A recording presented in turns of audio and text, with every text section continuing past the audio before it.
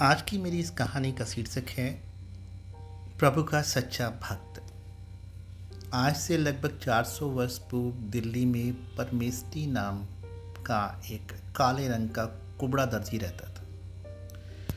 बहुत ही कुरूप, शरीर से कुरूप होने पर भी वह हृदय से भगवान का सच्चा भक्त था। उसकी पत्नी का नाम था विमला। उसके एक पुत्र और 2 कन्याएं थीं। उसे स्त्री पुत्र आदि से कोई मोह नहीं था। भगवान नाम में उसकी अपार प्रीति थी। कपड़े सीते सीते वह नाम जप लिया करता था और 24 घंटे प्रभु का नाम जपता रहता। भक्त होने के साथ साथ परमेष्ठी अपने काम में पूरी तरह निपुण था। सिलाई के बारीक काम में उसका कोई सानी नहीं था। उसकी बड़ी ख्याति थी, चारों ओर सब जानते थे उसे। बड़े बड़े अमीर नवाब उसी से अपने वस्त्र सिलवाते। बादशाह को भी उसी के सिले वस्त्र पसंद आते थे। एक बार बादशाह के सिंहासन के नीचे 2 बढ़िया गलीचे उनके पैर रखने के लिए बिछाए गए। बादशाह को वो दोनों गलीचे पसंद नहीं है। उन्होंने 2 तकिए बनवाने का विचार किया। बहुमूल्य मखमल मंगवाया गया। मखमल मंगवा कर उसे सोने के तारों के सहारे हीरे माणिक मोती जड़ाकर एक कपड़ा बनाया गया। जड़ाऊ काम बादशाह को बहुत पसंद आया। फिर परमेष्ठी को बुलाया गया। बादशाह ने वह कपड़ा उन्हें दिया और बोला, आप इनसे 2 तकिए बनाएं। परमेष्ठी वह रत्न जड़ित वस्त्र लेकर घर आ गया। घर आकर परमेष्ठी ने उस वस्त्र के 2 खोल बनाए। दोनों में इत्र से सुगंधित रुई भरी। तकियों के ऊपर रत्नों के बने फूल पत्ते जगमग करने लगे। इत्र की सुगंध से घर भर गया। ऐसे तकिए भले दर्जी अपने घर में कैसे रखे। वह उन्हें बादशाह के यहाँ ले जाने को उठ खड़ा हुआ। तकिए बहुत खूबसूरत बने थे और महक रहे थे। तकियों को उठाकर हाथ में लेते ही परमेष्ठी का ध्यान से रत्नों की छटा की तरफ गया। उनके मन ने कहा, कितने सुंदर हैं ये तकिए। ये क्या सामान्य मनुष्य के योग्य हैं? इनके उत्तराधिकारी तो भगवान वासुदेव ही हैं। जैसे जैसे इत्र की सुगंध नाक में पहुंचने लगी, वैसे वैसे यह विचार और दृढ़ होने लगा। मन में द्वंद्व चलने लगा। वह कारीगरी किस काम की जो भगवान के काम ना आए, जो भगवान की सेवा में न लगे। परंतु मैं क्या करूं? तकिए तो बादशाह के हैं। मन में असमंजस ने ऐसा रूप लिया कि परमेष्ठी को पता ही नहीं चला कि वह कहाँ है और क्या कर रहा है। उस दिन जगन्नाथपुरी में रथ यात्रा का महोत्सव था।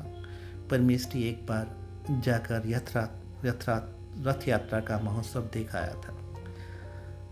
आज भावावेश में जैसे रथ यात्रा का वह प्रत्यक्ष दर्शन करने लगा।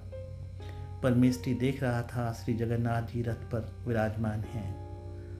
सहस्त्रों नर नारी रस्सी पकड़कर रथ खींच रहे हैं। कई पीछे से ठेल रहे हैं। कीर्तन हो रहा है। जय जयकार गूंज रही है। सेवकगण एक के बाद एक वस्त्र बिछाते जा रहे हैं।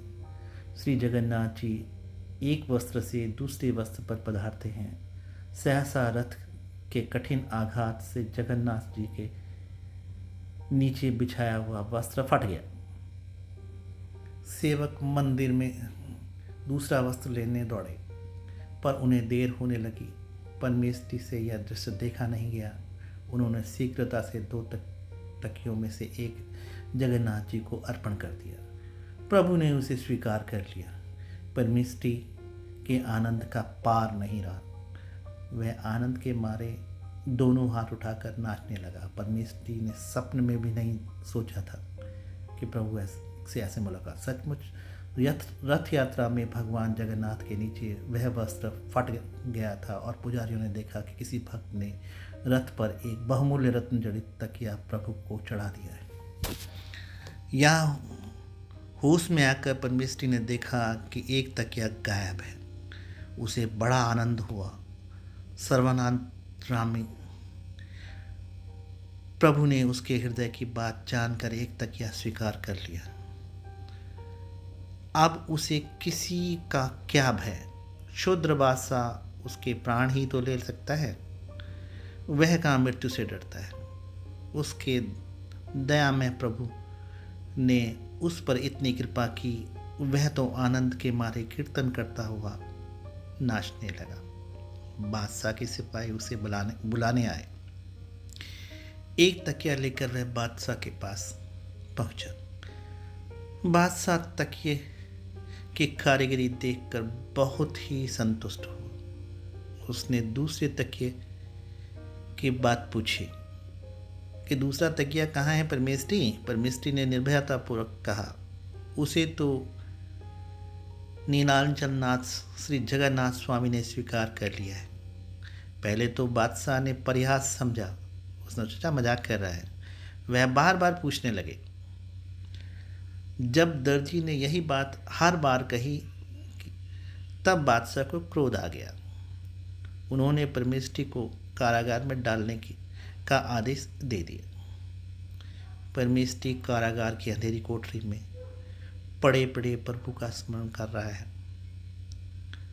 सहसा हथकड़ी टूट गई। तड़ाक तड़ाक करके बेड़ियां के टुकड़े उड़ गए। भड़भड़ाकर बंदी गृह की कोठरी का द्वार खुल गया। परमेष्ठी के सामने एक अपूर्व ज्योति प्रकट हुई।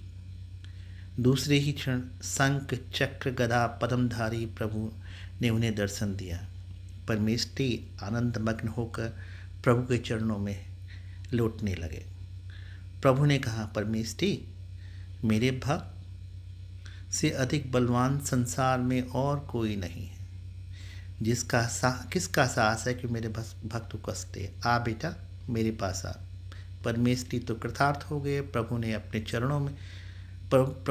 अपने चरणों पर गिरते हुए उन्हें उठाया, उनके मस्तक पर अपना अभय कर रखा। मुक्त करके वे अंतर्ध्यान हो गए। उधर बादशाह ने स्वप्न में एक बड़ा भयंकर पुरुष देखा, जैसे साक्षात महाकाल अपना कठोर दंड उठाकर उन्हें पीट रहे हों और गर्जन करके पूछो, तू परमेष्ठी को कैद करेगा? बादशाह डर के मारे चीख पड़ा। वह थर थर कांप रहा था। उसका अंग अंग दर्द कर रहा था। शरीर पर प्रहार के स्पष्ट चिन्ह उभर आए थे। सवेरा होते ही उसने मंत्रियों से स्वप्न की बात कही। सबको लेकर वह कैद खाने गया। वहाँ पहरेदार सोए पड़े थे। परमेष्ठी की हथकड़ी पेड़ी टूटी हुई थी। उनके शरीर पर दिव्य तेज निकल रहा था। वे ध्यान में मग्न थे। ध्यान टूटने पर वे व्याकुल होकर रोने लगे। बादशाह को बड़ा आश्चर्य हुआ। उसने परमेष्ठी से हाथ जोड़कर क्षमा मांगी। नाना प्रकार के वस्त्राभरणों से सुसज्जित करके हाथी पर बैठाकर गाजे बाजे के साथ उन्हें परमेष्ठी को शहर में लाया गया।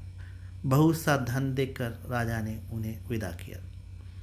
चारों ओर भक्त परमेष्ठी की जय जयकार होने लगी। परमेष्ठी को यह मान प्रतिष्ठा बिल्कुल नहीं सुहाई। प्रतिष्ठा से बचने के लिए वह दिल्ली छोड़कर दूसरी जगह चले गए और वहीं रहकर पूरा जीवन उन्होंने भगवान के भजन कीर्तन पूजन में व्यवस्थित किया।